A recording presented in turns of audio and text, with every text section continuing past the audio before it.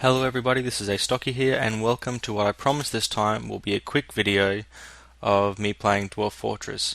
What I thought I would start off with is I've just recently found out that there is a new version of DF Hack that's I guess that you'd call it the editing utility that comes with the Lazy Noob Pack. The version with the Lazy Noob Pack is R1. Now R2 has a bunch of new features, so I'm going to download this and add it. You can see just here is the link. It's github.com Peter Ricks DF Hack downloads. Hopefully that's nice and clear for you guys. Otherwise you can just Google DF Hack 0.34.11 space R2. So I'm going to download the Windows version because I have Windows. I'm going to save it. I'm going to put it in the Games Dwarf Fortress Lazy Noob Pack folder.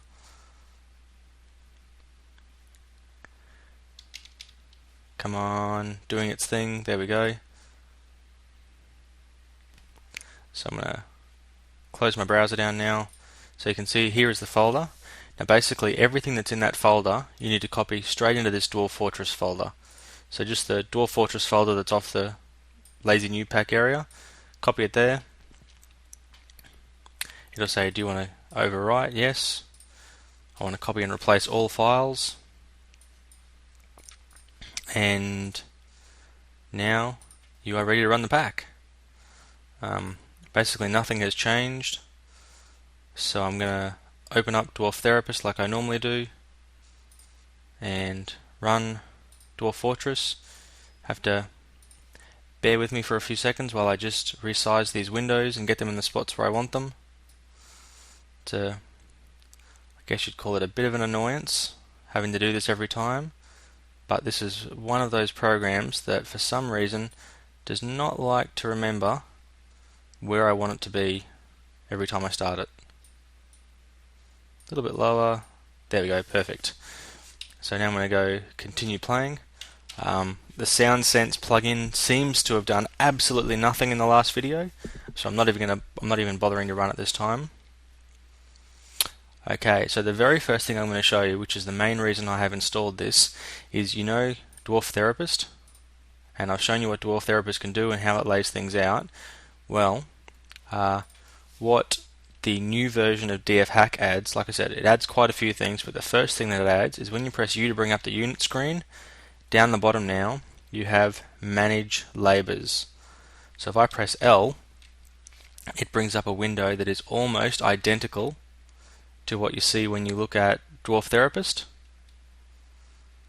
There's all the different labors they can get,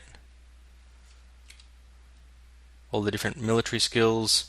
Kind of shows everything in one nice easy window. So I can see quite quickly by looking along here, come down to this peasant here, he has an A under this skill, so that means he's an accomplished, which is level 10 spearman.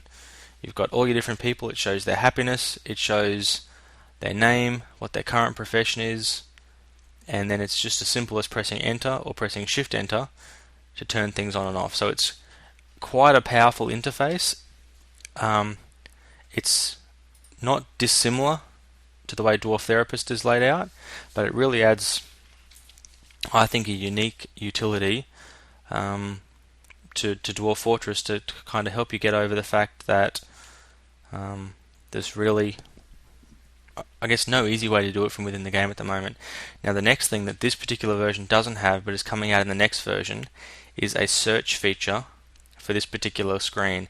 So you can see here I have zoom, view, melt, forbid, dump, and hide. If you were to press S, nothing happens. In the new version, which I believe is going to be R3 when it comes out, it's still in testing at the moment, and to be honest, I really can't be bothered to build my own from the GitHub, but it adds an S feature where you type in S and then it's just like the job manager screen. So when I come here and press new order, I can now type and it searches. It adds exactly the same feature to the units menu, so you can search for a particular farmer by part of their name or by the job that you've given them. It adds it to I don't think it adds it to the kitchen screen, but it adds it to the stock screen definitely. This does remind me though, I don't want to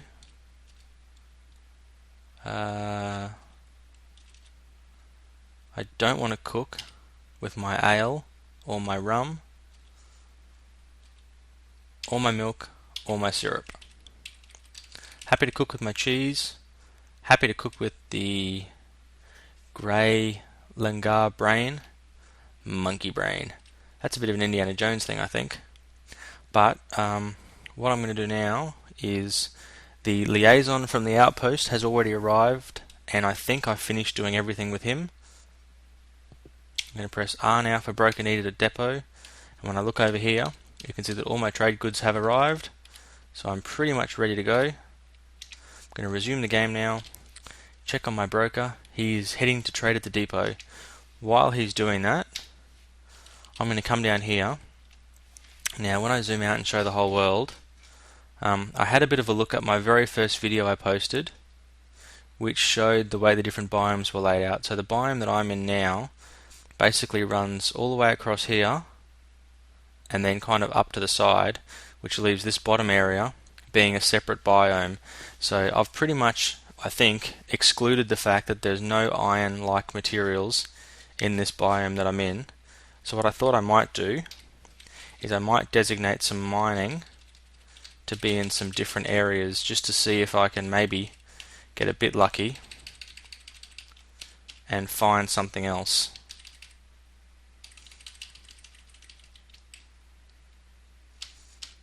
Actually, I probably don't want to go right to the edge of the map. Let's just go, say, here, let's go one in. And then I just want to kind of do it like a bit of a circle, so we'll go, that looks about a good height.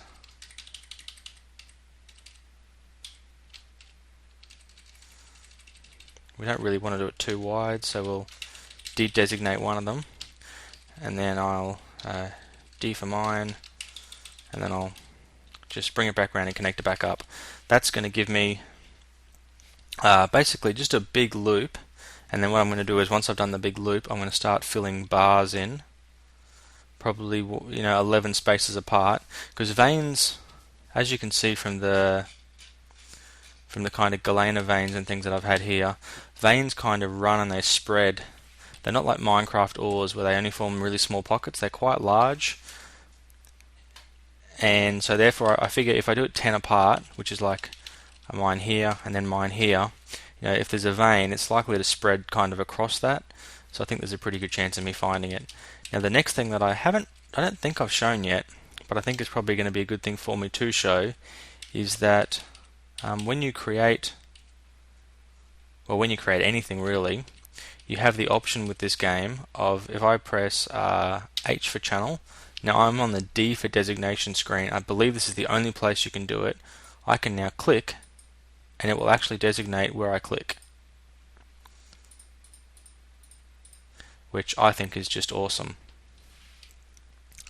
It again isn't helpful in all circumstances, but say you were down here in this little area and you thought to yourself, you know what, it would be really good if I could get this bit of here without having to mine that whole area out. Well, I could press D for mine and then just click and drag on, say, the certain areas that I wanted, leaving the rest of the walls intact. You can also, say you didn't want to mine this block, I could just click on it and turn it off, or press D again and click back on it and turn it back on. So yeah, like I said, I think that's a really useful feature. Now, the last thing that I've noticed is that this water is currently frozen, and the problem with frozen water is people can walk on it, so my defenses here will do absolutely no good.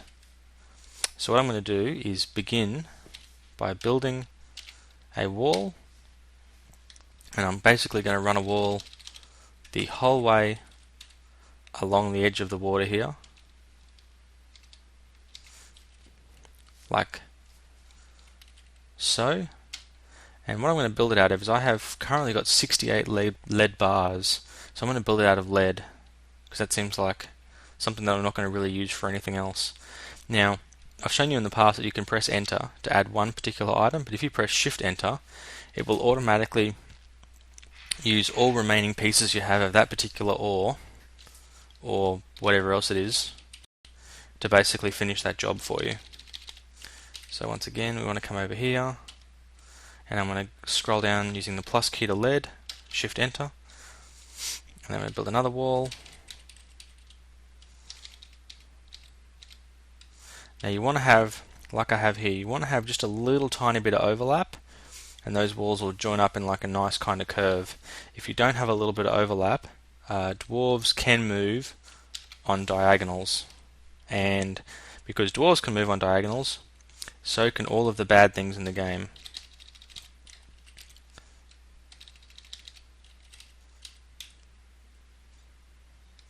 Beautiful. Lead. And so what I'm hoping I can do is get this complete before the springtime arrives and the water starts to thaw out, because at the moment people can just walk backwards and forwards across it, and I want that to stop as soon as I can. Now the next thing that I'm going to do is, once this is totally sealed off, people can no longer get in through these ways, so there's no point having my guard dog stand post just here. So once that's done, I'm going to set my guard dog to just here at the base of the bridge, so that anyone that comes through has to move within 1 square of him, and that should stop thieves before they even get into this area. So now that I've designated all of that, what I need to do now is go to the unit list. I'm going to use L for the def hack. And now what I need to do is I need to add metalsmiths. So I currently have 2 people that are dabbling metalsmiths that have no skill in it, but both of those guys and all of my farmers I'm going to turn on. Actually, I don't want my farmer who's a cook. So this guy here is my farmer who's a cook and a brewer. And this guy here is my farmer who's just a brewer. So I'm not going to turn him on, but this should give me 1, 2, 3, 4, 5, 6 metalsmiths. Most of them are no good at it at all and will really basically just suck. But at least for the other people, they should do a reasonable job of building this wall for me now. So if I press U, construct building, at least one of them is now doing what it is that I've asked them to do. So hopefully, yep, my mine is now here, so I can start the trading. But I've just noticed up in the top left here, there's a C key. So before I start trading, I want to work out exactly what it is that message is telling me. So I'm going to go R. My dogs are fighting. And okay, so I think what's probably happened here is, as happens quite a lot with this game, puppies and things have been born, there you go, and they've been penned in the same 1 by 1 square as another animal, and that makes them just fight each other. And obviously them fighting each other is bad, so I'm going to stop that. Now we've got quite a lot of fungus and moss and things growing here as well, so I'm thinking that pretty soon I'm going to bring all those animals in from outside. But before I do that, let's do the trade. Oh, I pressed the wrong key and now my trader started to get away.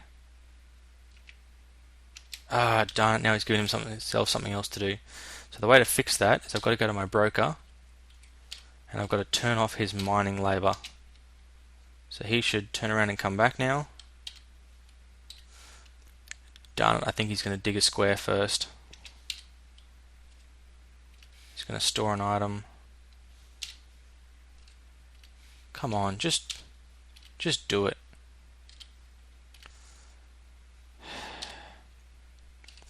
Okay, going to have to turn off all of his hauling labours as well.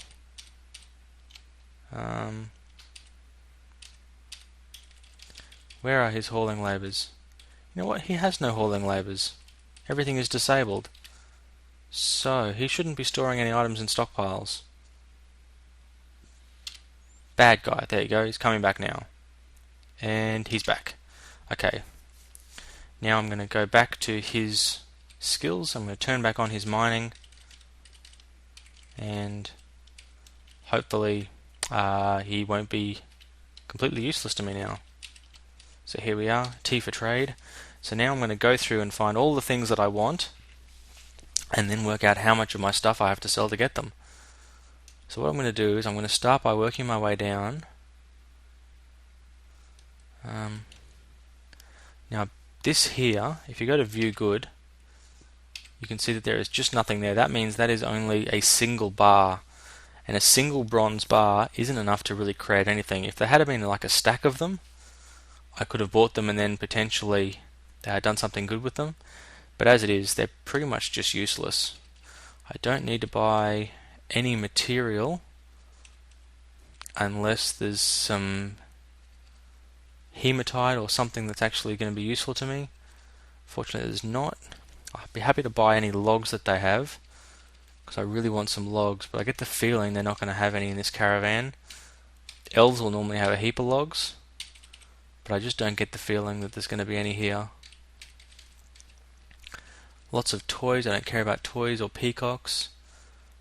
A cavy sow. I have no idea what that is. I think it's it's a cavy, whatever animal. Actually, view good. It's a stray cavy cow. A small rodent with no tail. Nah. Ooh, we have his. So we have a male. Yeah, that's a male alpaca. Whoops. So I want to view this one. So they've got 2 male alpacas, which is pretty much not useful. We've got 2 male rabbits as well. Ooh, dwarven rum. Can never have enough rum. I wonder how much sheep's milk here. 10 units of sheep's milk. I've got a sheep, but I think probably having some extras is going to be good. I'll take their barrel as well. Now this particular symbol is an indicator of the quality of it. So that one looks a bit like a floor print. So if you go to view good, it's finely crafted. So that little floor print means finely crafted. This one up here, which has a little dash next to it, means it's well crafted. So things that are well crafted are cheaper than things that are finely crafted. So that's why that barrel is quite expensive. Because here I can get a barrel full of blood. Don't know why I'd want blood, but it's cheaper than just that barrel. But beer barrel, tower cap barrel. So that's the normal price for a barrel, which is 10. Oh, I don't want wine because I already have lots of wine. But I'll take their beer and their ale and their rum. Another cheap barrel. You can never have enough barrels, so I'm going to take all their cheap ones. See that one there has the 2 little things and then the floor symbol. Now those 2 little things means it's a decorated barrel, so it's a basically a 0 quality because there's no symbol next to it, but then those symbols means it's been decorated to well decorated. So if we have a look at it, maple barrel decorated with finely crafted square cut green glass gems and encircled with bands of well crafted rectangular cobblertite cabacons and nickel. So that's an expensive barrel. I have no need for an expensive barrel. Cheap barrels I'm all about. Expensive ones, no. Okay, so now we got, as you can see here, by making it from being a basic item into one that's been pretty well made, doubles the price of it.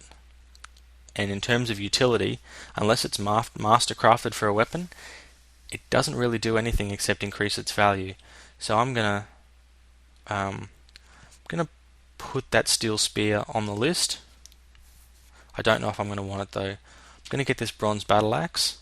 I'll come back if I find another one, but for the moment that's going to be my axe for my axe dwarf, and that's going to let him replace his wooden axe with something that's likely to cleave some more goblins. Bismuth bronze battle axe. I don't know if I really want to worry about that. I'm thinking that I won't. Iron spear. Yeah, I'm thinking that I probably don't need an iron spear because I've already got the other one. Training spear would be useless. Copper pick. If I can get a cheap copper pick, I'll probably get that as well. 88 doesn't sound very cheap though. So I'll keep heading down, see if I can find something that's a bit cheaper. Steel short sword. Wow, that's an awesome item to get. But I want to try and make my own steel. Elk, bird, leather, arr. What does it say? Bird leather armor. I'm planning on making my own armor as well, so I'm not going to buy that. What is this? crow leather armor. Yeah, there's lots of these different things here, but none of them really appeal to what it is that I want. Bismuth bronze something. That's a decorated one though, so it's a bit more expensive than it should be. Got some bronze high boots though, which is pretty good. Some iron high boots. Some more iron high boots. I'm trying to avoid the ones that are too, like that one there is, it's well made and well decorated, so I'm going to ignore that because that's just too expensive. Bronze high boots again. I'm going to go for a couple of buckler shields here. It's a pity that I don't have the cheaply made ones, because I think cheaply made would be better. I don't want to go for iron because it's just a bit too expensive. Like I said, I'll see how I go, and if I have some more money, I'll come back. So what is this thing? A fish leather hood. Oh, bronze helm, that's good. Bronze cap is not as good. Iron helmet, that's not a bad price for some reasonably good armor. But like I said, I do want to try and make as much of it as I can myself. Okay, so sand, sweet pod seeds bag. That's just a plain bag, and I can always use more bags. Bag of gypsum plaster. Now that is probably going to have 10 plaster in it. That's a good thing because I'm going to need that later on. 12-inch sugar. I don't really need any of that stuff. Giant raven leather something. Just a leather bag. $10 is not bad for a leather bag. Even 20 is not too bad. So there's a couple more bags so that and that's basically so that your warriors can take food with them wherever it is that they go. So that's kind of why I'm doing those. Lots of sweet pod seeds. In fact, how many seeds do you get? 1, 2, 3, 4, 5, 6, 7, 8, 9, 10, 11, 12, 13, 14, 15, 16, 17, 18, 19, 20. 20 sweet pod seeds. Yeah, that's not going to hurt, is it? Okay, our leather bin. So this has got lots of leather in it, and all those pieces of leather I can turn into something in the armor variety. So that's a very good buy, that, for $75 or 75 money symbols. I'm also going to grab any cloth chests they have. Oh, another leather bin. Another cloth bin. Because I know I have sheep that can make their own wool, but they're just not going to make enough wool. Okay. Lots of different kinds of bolts and things. I'll get another set of copper bolts. I'm not going to bother paying extra money to get them well made or well decorated. I'm going to grab these 2 iron anvils because that's going to allow me to have 3 weaponsmiths on the go. Food. I don't have a food problem at the moment. In fact, I probably have more food than I need, so I'm not going to do that.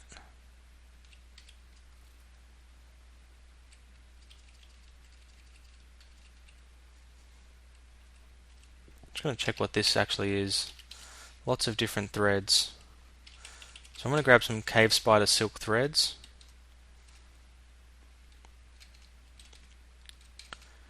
Because that is quite useful and it's cheap. And I think this is the same thing. So I'm going to get those as well. Why are you more expensive? Because it's been dyed. I don't want dyed thread, I want cheap thread. Ooh, and now we've come down to some more armor. So we've got some bronze chain leggings, some bronze greaves.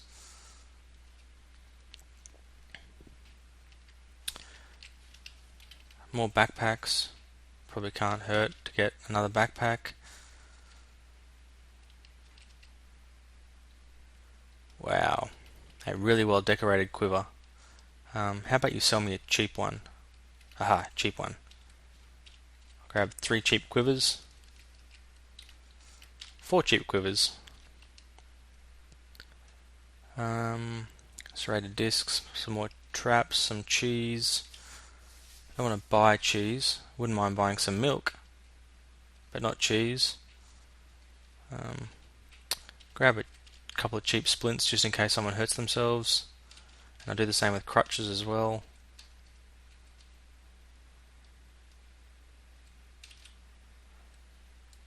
Okay, so we've got ourselves now, we've got $5,000 worth.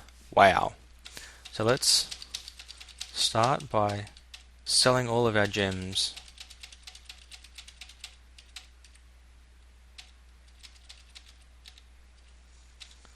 And then we'll sell our 2 dwarven syrup barrels, sell our cheese and our barrel of prepared food. We'll sell our short swords because we have no real use for them. Okay, so see how this one here has what looks like bars next to it? If we go to view that good, it is an exceptionally made one. So that's why it went for quite a lot more money than the others. We will now sell all of our goods that we made for trading.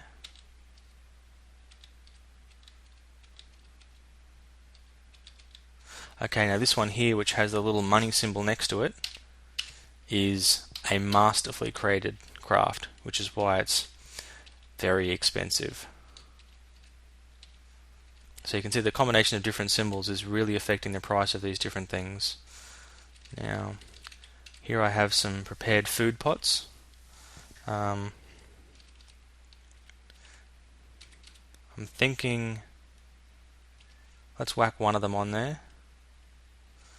And then let's sell off some of my expensive mechanisms.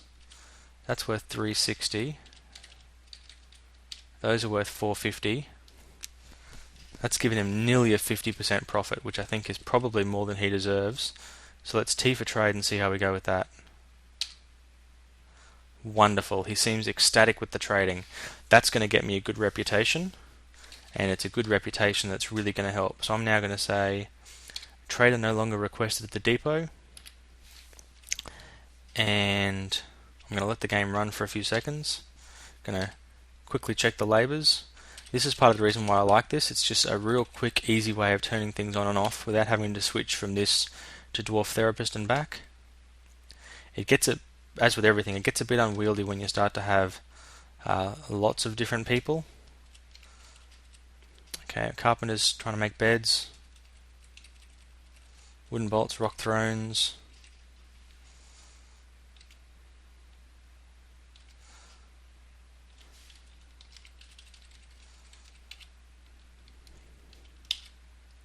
I don't know when I previously sheared my sheep whether or not I actually spun their wool into threads or whether I just left it as being wool.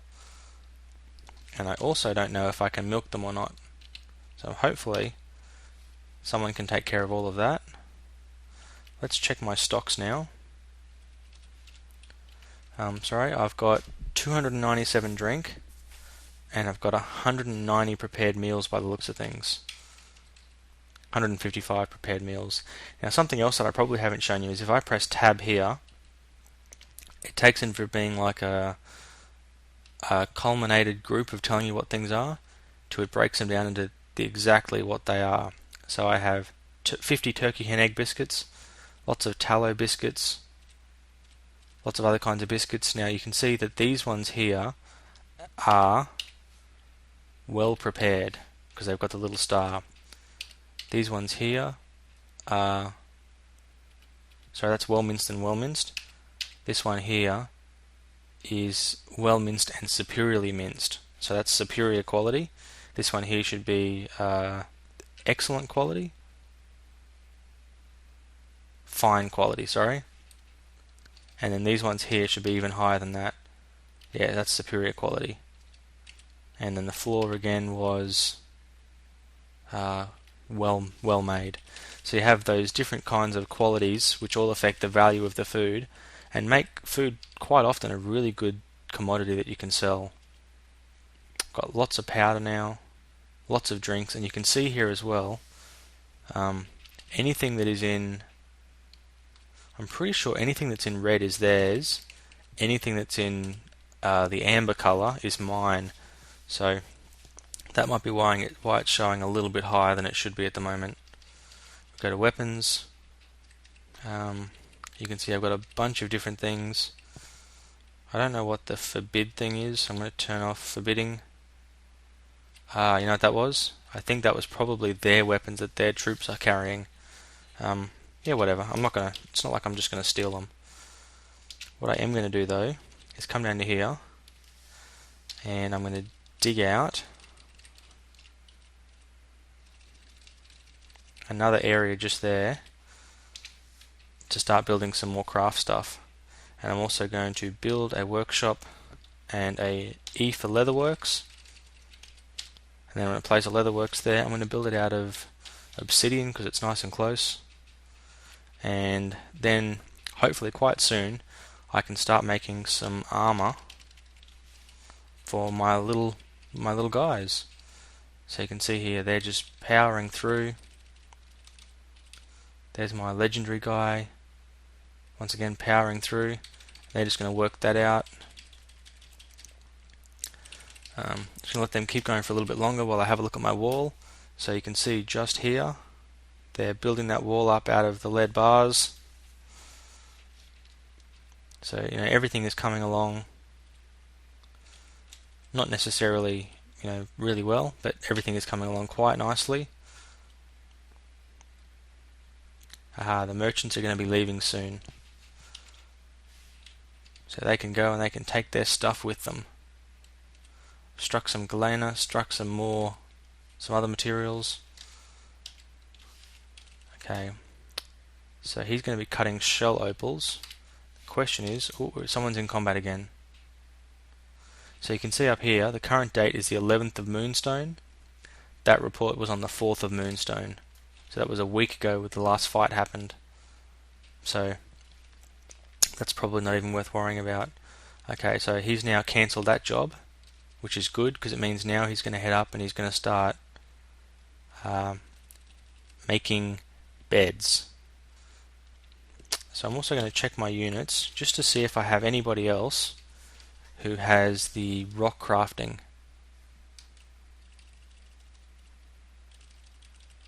That's over this way.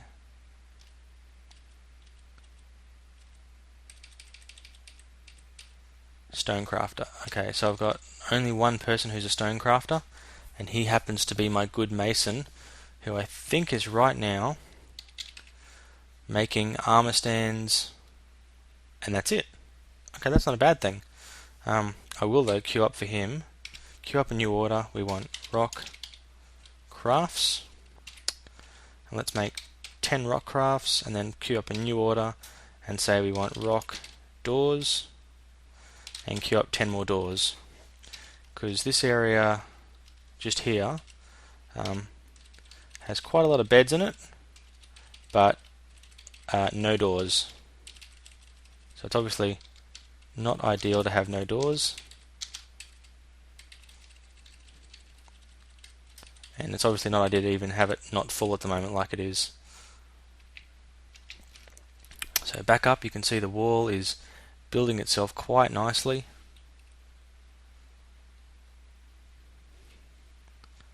Construct rock armor stand has been complete. So now I should be able to say build an armor stand. Needs an armor stand. That means it hasn't been placed yet. So let's check about building a weapon rack. What is the key for weapon rack? R. So let's build that just there. And then that should at least give me something else in my barracks. Actually, look at this. It looks as though, yep, my archery range is now finished. So I'm going to make an archery range here now. And I'm going to say that I want it to shoot from bottom to top. And I'm going to say that I want my copper roses training in there. And now that they're going to be training in there, I will turn them off training in here. So they're going to train in the archery range. They're not going to train in the barracks. Going to check out my miners, see how they're going. Wow, they've cut through quite a long way now. Wow, and he's even rounded the bend. Okay, the merchants have started their departure. Doesn't look like it to me. Okay, he has stopped cooking lavish meals. How many lavish meals do I have? Lots by the looks of things. When you press tab, basically biscuits are easy meals. If it says stew, that means it's a fine meal, and roasts are lavish meals. So I have lots and lots and lots of roasts, which is excellent. And I have way too many plump helmets. So come on, merchants, why are you not leaving? They're spinning around an awful lot, but no one's going anywhere. Wow, this wall looks like it's actually going to finish itself quite quickly. Only 3 blocks left to do. 2 blocks left to do. 1 block left to do, and then we're going to be done. Oh, back to the mine. Oh, native aluminium. Where did he get that? Oh wow, that's hematite. How did I miss hematite? That is iron ore. Ah, aluminium. Beautiful. So now that I was showing you before how I can do that designation, I can now go like this and designate them to just mine out the bits that I want them to mine out. So what is that stuff? More hematite. So there's definitely quite a lot of it down here. And there's also quite a lot of these nice looking gems. So let's start them getting some of this out, but definitely getting out all this iron. I see all this iron as being very beneficial to me. Some more gems we've got there.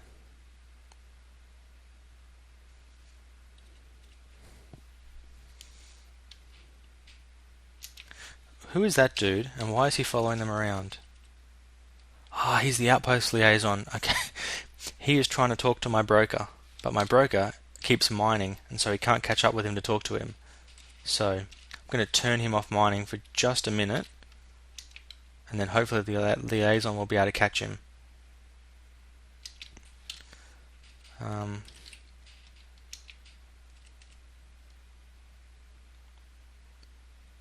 My poor guys, that poor liaison. If your liaison doesn't actually get things done in a short enough amount of time, he will actually go, well, he used to go crazy. Hopefully now he's not going to go crazy on me, and that should be pretty good. So, like I said, I've now got this wall up, which means there is now no way for people to get into me. So I'm going to create a new pasture. In fact, I'm going to remove a pasture. I'm going to put the mouse cursor where I want it to be. I'm going to say I for pasture, X for remove. I'm going to remove the pasture in that area just there. And hopefully that's the right spot. Then say I. Where's my mouse? Yep, that's the right spot just there. I'm going to say build, N for pasture, set pasture information. I'm going to put my war dog there. That should now, someone should come out, grab my war dog, drag him over, put him just here on that base. Oop. Before those guys get away, I'm going to designate, remove stairs and ramps, and remove all of those.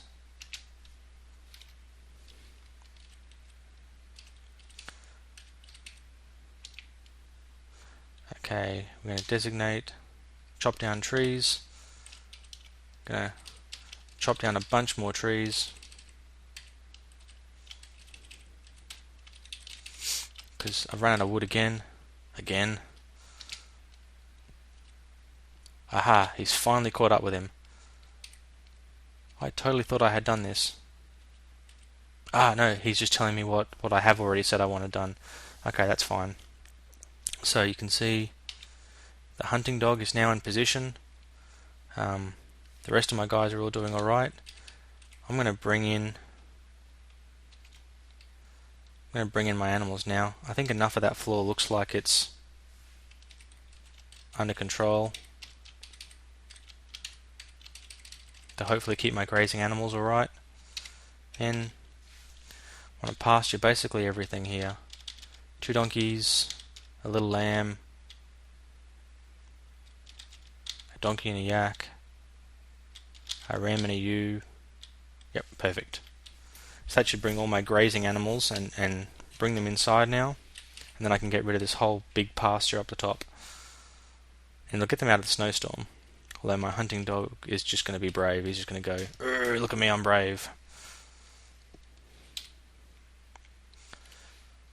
So here comes my mechanic to do his job. Done. He's still conducting the meeting.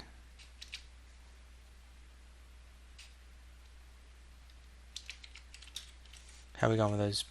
Making bins now. Wasn't that I wanted? No, it wasn't that I wanted either. So his job is to make bins, make rock crafts, make doors. Then I'm going to make more beds. Because now that the caravan has left, it's not going to be long before we start getting attacked by thieves and baby snatchers, and it's also not going to be long before we start to get more migrants coming. Basically, your first 2 waves of migrants are a random number of migrants between like 2 and 10, I think it is. And then your migrants that come after that come based on your fortress wealth, as reported by the caravan when it leaves. So I've got 44,000 at the moment, which is quite a lot of wealth. So I think that means I'll attract quite a few dwarves. So anything that I do now that they've left isn't going to count towards that. But that's okay, because I got quite a lot of things done before they did leave. I'm going to go G now and create a bridge. I'm going to create it as a 3 wide bridge, because once this river thaws, my dwarves aren't going to be able to fish on that side of the river. They'll be able to fish kind of just here, but any caravan or anything that's up the top part up here isn't going to be able to get to me either. So I'm going to build that bridge now, and once again I'm going to build it out of lead bars. This bridge I'm not going to make a retractable bridge, it's just going to be a regular bridge. So what does he want from me? He wants bracelets. Excellent, because that's a craft that I'm going to be making. Cut gems is not too bad. Plants, it looks like he's going to sell for quite a price. Goblets, anvils, legwear, backpacks, windows. But short swords, I can make obsidian short swords, which should be quite valuable. Bracelets and figurines I can make. Plants, I can definitely produce a lot of plump helmets between now and then. Goblets, a lot of those kind of things are just a bit hit and miss. You just kind of really don't know how things are going to go. Okay, he's left now, so that means he's happy. What I'm going to do now is, now that all my animals are inside, I'm going to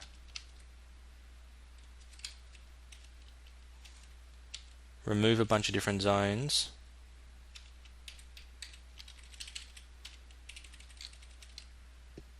Aha, Shift X. I can just push Shift X and just remove the zone by itself. Now I'm going to come up here as well, which is the fishing water source, and remove that zone. And now I'm going to place a new zone, which is going to be my fishing and drinking zone. I'm going to start it here and make it that big, and that is going to be my water source and my fishing source.